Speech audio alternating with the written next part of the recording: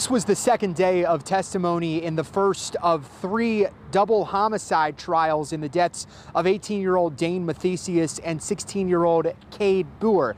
The reason this trial is a little bit unique, though, both the defense and the Commonwealth have agreed that Ronald Foster, the defendant in this case, was not the shooter in late September of last year. Foster is facing these homicide charges, though, as an accomplice in these murders. Foster allegedly exchanged text messages with Cade Boer to buy marijuana in Aliquippa in September of last year, but police say it was a friend of Foster's, Lawrence Reddick, who got into the car with a gun, tried to rob, then eventually shot and killed 2 victims who were both in the car. Again, that according to police.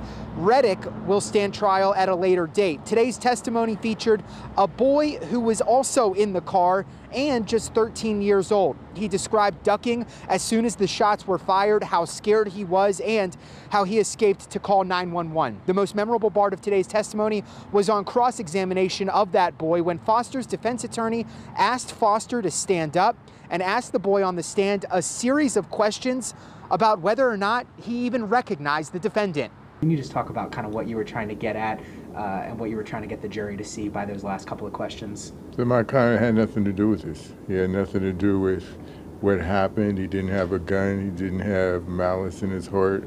He just wanted to buy some weed. All along, Ronald Foster's attorney has said his client had no idea what was going to transpire when this drug deal began. Tomorrow, the district attorney will continue building its case against Foster in day 3 of the trial that's slated to last 2 weeks.